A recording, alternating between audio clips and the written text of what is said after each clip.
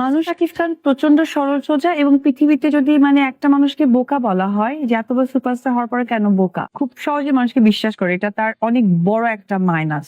আর বাবা যদি বলা হয় আজকের ডেটে বলবো পারফেক্ট বাবা, পারফেক্ট বুক।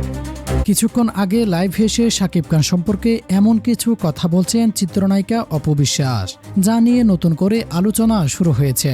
লাইভে অপু বিশ্বাস বলেন, মানুষ শাকিব হিসেবে প্রচণ্ড সরল, সোজাসাপটা এবং সহজ সরল মনের একজন মানুষ। তার মতে শাকিব খান এত বড় একজন সুপারস্টার হওয়া সত্ত্বেও খুব সহজে অন্যকে বিশ্বাস করে ফেলেন। আর এটাই হয়তো তার জীবনের অন্যতম বড় দুর্বলতা বা মাইনাস পয়েন্ট। অপু বিশ্বাস আরো বলেন, পৃথিবীতে যদি কোনো মানুষকে বোকা বলা হয় তাহলে শাকিব খানকে নিয়েও অনেক সময় এমন কথা বলা যায়, কারণ তিনি তারকা হিসেবে যতটা সফল, ব্যক্তিগত জীবনে মানুষকে বিশ্বাস করার ক্ষেত্রে ততটাই সরল। অনেকেই হয়তো তার এই সরলতার সুযোগ নিয়েছে বলেও ইঙ্গিত দেন অপু বিশ্বাস। তবে শাকিব খানকে বাবা হিসেবে মূল্যায়ন করতে গিয়ে অপু বিশ্বাসের বক্তব্য ছিল একেবারেই ভিন্ন।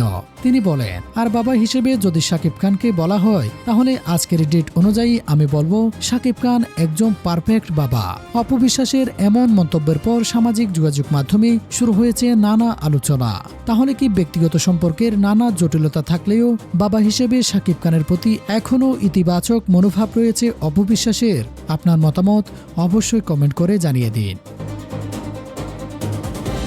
Desk report, true news.